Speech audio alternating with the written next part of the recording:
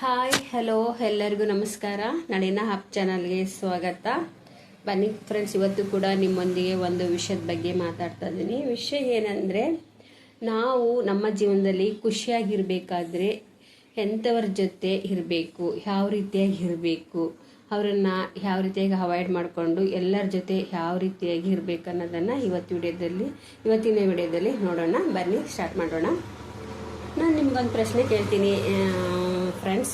ನಿಮ್ಮ ಜೀವನದಲ್ಲಿ ಕೆಲವರನ್ನು ನೀವು ಭೇಟಿಯಾದ ನಂತರ ನಿಮ್ಮ ಮನಸ್ಸು ಭಾರವಾಗುತ್ತದ ಅಂತ ಅನಿಸ್ತಾ ಇದೆಯಾ? ಕೆಲವರನ್ನ ನಾವು ಭೇಟಿ ಹಾಕ್ತೀವಿ, ಕೆಲವರನ್ನ ನಾವು ಮಾತಾಡಿಸಿರ್ತೀವಿ.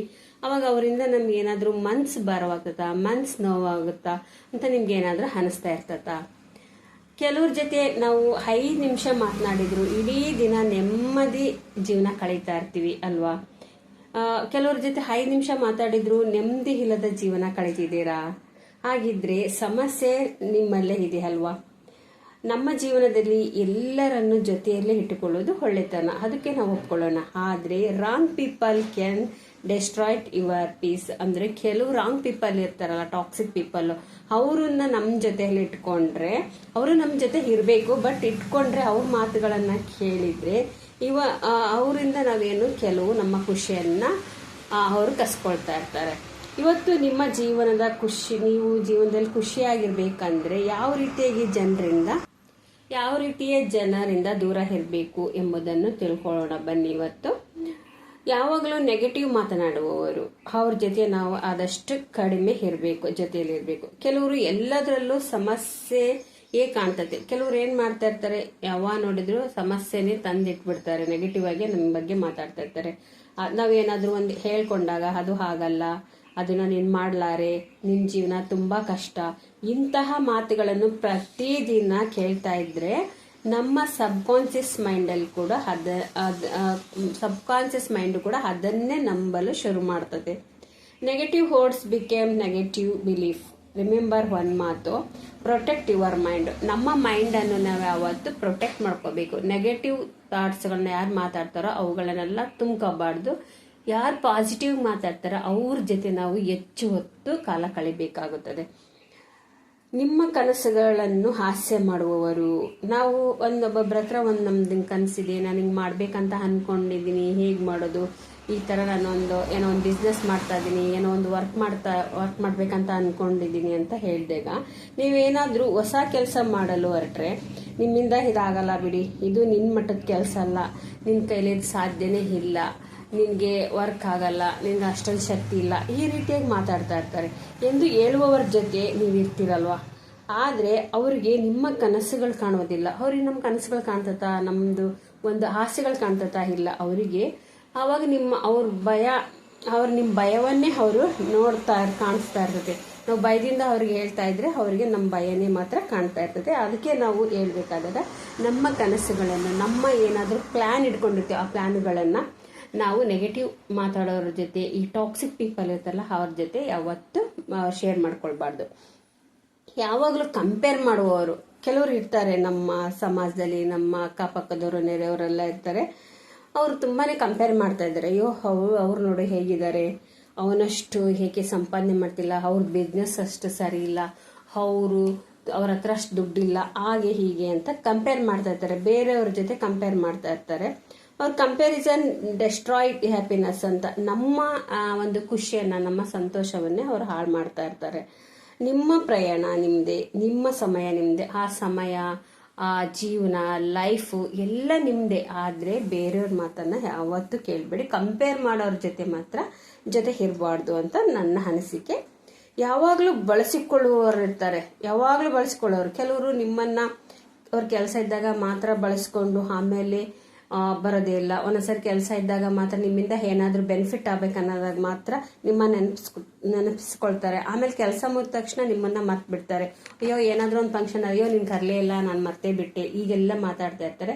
ನಿಮ್ಮ ಅವಶ್ಯಕತೆ ಇದ್ದಾಗ ಅಷ್ಟೇ ಅವರು ಕರೀತಾ ಇರ್ತಾರೆ, ಇಲ್ದಾಗ ಇಲ್ಲ. ಅವ್ರಿಗೆ ಏನಪ್ಪಾ ಅಂದ್ರೆ ಬೆನಿಫಿಟ್ ಬೇಕು ಅಷ್ಟೇ. Relationship should have respect, not only benefit. Gossip ಮಾಡುವವ್ರ ಜೊತೆ ಮೊದಲೇ ಇರಬಾರ್ದು ನಾವು ಯಾವತ್ತು. ಇವರು ಇನ್ನೊಬ್ಬರ ಬಗ್ಗೆ ಮಾತನಾಡ್ತಾ ಇರ್ತಾರೆ. ಅಯ್ಯೋ ನೋಡು ಅವ್ರ ಹಾಗಂತೆ ಹೀಗಂತೆ ಅಂತ ಮಾತಾಡ್ತಾ ಇರ್ತಾರೆ. ಮತ್ತೆ ನಾಳೆ ನಮ್ಮ ಬೇರೆಯವ್ರ ಜೊತೆ ನಮ್ಮದೇ ಮಾತಾಡ್ತಾ ಇರ್ತಾರೆ, ನಮ್ಮ ಬಗ್ಗೆನೇ ಮಾತಾಡ್ತಾ ಇರ್ತಾರೆ. Stay away from unnecessary drama ಮಾಡ್ತಾ ಇರ್ತಾರೆ. Peace is more valuable than gossip ಅಂತ ಕೂಡ ಹೇಳ್ಬೋದು. ತುಂಬಾನೇ ಗಾಸಿಪ್ ಮಾಡ್ತಾ ಇರ್ತಾರೆ ಕೆಲವರು. ನಾವು ಏನು ಮಾತಾಡೇ ಇಲ್ಲ, ಅವರು ಈಗಂದ್ರಂತೆ ಆಗಂದ್ರಂತೆ ಅಂತ ಹೇಳ್ತಾ ಇರ್ತಾರೆ. ಅಂತ ಗಾಸಿಪ್ ಮಾಡುವವರು ಜೊತೆ ನಾವಿರ್ಬಾರ್ದು. ನಿಮಗೆ ಗೊತ್ತಾಗ್ತಿರ್ತಾರೆ ಯಾರು ಗಾಸಿಪ್ ಮಾಡ್ತಾರೆ, ಅವ್ರ ಮಾತಲ್ಲೇ ನೀವು ತಿಳ್ಕೊಳ್ಬಹುದು ಇವ್ರಿಂಥವ್ರು ಅಲ್ಲ ಅಂತ ನೀವು ತಿಳ್ಕೊಬಹುದು. ಯಾವಾಗ್ಲೂ ನಿಮ್ಮನ್ನ ತಪ್ಪಿಸ್ತಾರನ್ನಾಗೆ ಮಾಡ್ತಾ ಇರ್ತಾರೆ ಕೆಲವರು. ಮಾಡುವವ್ರ ಜೊತೆ ಇರಬಾರ್ದು. ನೀವೇನೇ ಮಾತಾಡಿದ್ರು ನೀವೇನೇ ಮಾಡಿದ್ರು ನಿಮ್ದೇ ತಪ್ಪು ಅನ್ನೋ ತರ ಬೇರೆಯವ್ರಿಗೆ ಸಪೋರ್ಟ್ ಕೊಟ್ಟು ಮಾತಾಡ್ತಾ ಇರ್ತಾರೆ. ನಮಗೆ ಅವ್ರು ಸಪೋರ್ಟ್ ಕೊಟ್ಟು ಮಾತಾಡೋದಿಲ್ಲ. ಇಂಥ ಜನರ ಜೊತೆ ಇದ್ರೆ ಸೆಲ್ಫ್ ಕಾನ್ಫಿಡೆನ್ಸ್ ಕಡಿಮೆ ಆಗ್ತದೆ. Remember, healthy relationship give confidence. ನಾವು ಎಲ್ಲಿ ಯಾರು ಚೆನ್ನಾಗಿರ್ತಾರೋ ರಿಲೇಶನ್ಶಿಪ್ ಅಲ್ಲಿ ಅವ್ರ ಹತ್ರ ನಮ್ಮ ಕಾನ್ಫಿಡೆನ್ಸ್ ಜಾಸ್ತಿ ಆಗ್ತಾ ಹೋಗ್ತದೆ. Toxics relationship steal confidence. ಅವ್ರು ನಮ್ಮ ಈ ಹ್ಯಾಪಿನೆಸ್ ಅನ್ನೇ, ನಮ್ಮ ಕಾನ್ಫಿಡೆನ್ಸ್ ಅನ್ನೇ ಅವ್ರು ಕದ್ಬಿಡ್ತಾರೆ. ಅದಕ್ಕೋಸ್ಕರ ನಾವು ಯಾವಾಗಲೂ ಟಾಕ್ಸಿಕ್ ಪೀಪಲ್ ರಿಲೇಶನ್ಶಿಪ್ ಅನ್ನ ನಾವು ಮಾಡ್ಕೊಳ್ಬಾರ್ದು. ನಿಮ್ಮ ಸಮಯಕ್ಕೆ ಬೆಲೆ ಕೊಡದವರು, ನಮ್ಗೊಂದೊಂದ್ಸಾರಿ ನಮ್ಮ ಟೈಮಿಗೆ ಅವ್ರು ಬೆಲೆನೇ ಕೊಡೋದಿಲ್ಲ. ನಾವೇನಾದ್ರೂ ಯಾವ್ದಾದ್ರು ಒಂದು ಫಂಕ್ಷನ್ಗೆ ಏನಾದ್ರು ಕರೆದ್ರೆ ನಮ್ಮ ಸಮಯಕ್ಕೆ ಅವ್ರು ಬರೋದಿಲ್ಲ, ಅವ್ರದೇ ಆದ ಒಂದು ಸಮಯಕ್ಕೆ ಬರ್ತಾ ಇರ್ತಾರೆ. Time is life. ನಮ್ಗೆಲ್ಲರಿಗೂ ಟೈಮ್ ಅನ್ನೋದು ಒಂದು ಇಂಪಾರ್ಟೆಂಟ್ ಅಲ್ವಾ. ನಿಮ್ಮ ಸಮಯವನ್ನು ಗೌರವಿಸದವರು, ನಿಮ್ಮ ಜೀವನವನ್ನು ಇಲ್ಲದವರು, ಅವ್ರ ಜೊತೆ ನಾವು ಏನ್ ಮಾಡಬೇಕು, ಜೊತೆಯಲ್ಲಿ ಇರಬಾರ್ದು. ಒಂದು ಸ್ಟೋರಿ ಹೇಳ್ತೀನಿ. ಒಬ್ಬ ತೋಟಗಾರ 2 ಗಿಡಗಳನ್ನ ಹಾಕಿದ್ದ ತೋಟದಲ್ಲಿ. ಒಂದು ಗಿಡಕ್ಕೆ ಒಂದು ರೋಗ ಬಂದ್ಬಿಡ್ತು. ಆ ಗಿಡವನ್ನು ಕಿತ್ತಾಕ್ಬೋದಾಯ್ತು, ಆದ್ರೆ ಅವ್ನು ಕಿತ್ತಾಕ್ಲಿಲ್ಲ, ಅದು ಬೆಳಿಬಹುದು ಅಂತ ಬಿಟ್ಟ. ಆದ್ರೆ ಇನ್ನೊಂದು ಗಿಡ ತುಂಬಾ ಚೆನ್ನಾಗಿತ್ತು, ಆ ಗಿಡಕ್ಕೂ ರೋಗ ಹೋಗ್ಬಿಡ್ತು. ಆಗ ಅವನು ತಿಳ್ಕೊಂಡ. ಏನ್ ತಿಳ್ಕೊಂಡ ಗೊತ್ತಾ, ಒಬ್ಬ ತೋಟಗಾರ, ಒಳ್ಳೆ ಗಿಡವನ್ನು ಉಳಿಸ್ಬೇಕಾದ್ರೆ ಕೆಟ್ಟ ಗಿಡವನ್ನು ಬೇರ್ಪಡಿಸಬೇಕಾಗಿತ್ತು, ನಾನು ಅದನ್ನ ಸಪರೇಟ್ ಮಾಡ್ಬೇಕಾಗಿತ್ತು, ಕಿತ್ತಾಗ್ಲಿ ಅಂತ ಅದರಿಂದ ಒಂದು ಪಾಠ ಕಲ್ತ. ಅದಕ್ಕೆ ಒಳ್ಳೆಯವರ ಜೊತೆ ಇದ್ರೆ ನಾವು ಒಳ್ಳೆಯವರೇ ಆಗ್ತೀವಿ, ಅದೇ ಕೆಟ್ಟವ್ರ ಜೊತೆ ಇದ್ರೆ ನಾವು ಕೆಟ್ಟವರಾಗ್ತೀವಿ ಅಂತ ಅವನು ಅರ್ಥವನ್ನ ಮಾಡ್ಕೊಂಡ. ಸ್ನೇಹಿತರಿಗೆ, ಇದು ಗಿಡಗಳಿಗೆ ಮಾತ್ರವಲ್ಲ, ನಮ್ಮ ಜೀವನಕ್ಕೂ ಅನ್ವಯಿಸುತ್ತೆ ಅಲ್ವಾ. ನೀವು ಯಾರ ಜೊತೆ ಹೆಚ್ಚು ಸಮಯ ಕಳೀತೀರೋ ಅವರ ಮಾತುಗಳನ್ನು, ಅವರ ಅಭ್ಯಾಸಗಳು, ಅವರ ಆಲೋಚನೆಗಳನ್ನು ನಿಧಾನವಾಗಿ ನಿಮ್ಮ ಸಬ್ ಕಾನ್ಶಿಯಸ್ ಮೈಂಡ್ ಅಲ್ಲಿ ರೆಕಾರ್ಡ್ ಆಗ್ತಾ ಹೋಗ್ತದೆ. ನೀವು ಅದೇ ತರ ಮಾತಾಡ್ತಾ ಹೋಗ್ತೀರಾ. ಸ್ನೇಹಿತರೆ, ಎಲ್ಲರಿಂದಲೂ ದೂರ ಇರಬೇಕು ಎನ್ನುವುದು ನನ್ನ ದೃಷ್ಟಿಯಲ್ಲ. ಆದ್ರೆ ನಿಮ್ಮ ಮನಸ್ಸಿಗೆ ಶಾಂತಿ ಕೊಡದವರ ಜೊತೆ, ನಿಮ್ಮ ಆತ್ಮವಿಶ್ವಾಸವನ್ನು ಕಡಿಮೆ ಮಾಡುವವರ ಜೊತೆ, ನಿಮ್ಮ ಕನಸುಗಳನ್ನು ಮುರಿಯುವವರ ಜೊತೆ, ಗೌರವದಿಂದ ಇರದವರ ಜೊತೆ ಸ್ವಲ್ಪ ದೂರ ಇರಿ ಅಂತ ನಾನು ಹೇಳ್ತಾ ಇದ್ದೀನಿ. ಯಾಕೆಂದ್ರೆ ನಿಮ್ಮ ಜೀವನದಲ್ಲಿ ಇರುವ ಜನರು ನಿಮ್ಮ ಭವಿಷ್ಯವನ್ನು ಪ್ರಭಾವಿಸುತ್ತಾರೆ. ಒಂದು ವಿಷಯ ನೆನ್ಪಿಟ್ಕೊಳ್ಳಿ, ಒಂದು ವಿಷಯವನ್ನು ಯೋಚನೆ ಮಾಡಿ ಫ್ರೆಂಡ್ಸ್. ನಿಮ್ಮ ಜೀವನಕ್ಕೆ ಶಕ್ತಿ ಕೊಡುವವರು ಯಾರು? ನನ್ನ ಶಕ್ತಿಯನ್ನು ಕಸಿದುಕೊಳ್ಳುವವರು ಯಾರು? ಸರಿಯಾದ ಜನರನ್ನು ನೀವು ಆಯ್ಕೆ ಮಾಡ್ಕೊಳ್ಬೇಕಾಗುತ್ತದೆ. ಜೀವನದಲ್ಲಿ ಸಂತೋಷ, ನೆಮ್ಮದಿ, ಯಶಸ್ಸು ಎಲ್ಲ ನಮಗೆ ಸಹಜವಾಗಿ ಬರ್ತಾ ಇರುತ್ತೆ. ಅದನ್ನ ಕೆಲವು ಜನ ನಮ್ಮಿಂದ ಕಿತ್ಕೊಳ್ತಾ ಇರ್ತಾರೆ. ಅದಕ್ಕೆ ಹೇಳೋದು, protect your face, protect your mind, protect your future. ನಾವೆಲ್ಲವನ್ನು ಪ್ರೊಟೆಕ್ಟ್ ಮಾಡ್ಕೊಳ್ಬೇಕಾಗುತ್ತದೆ.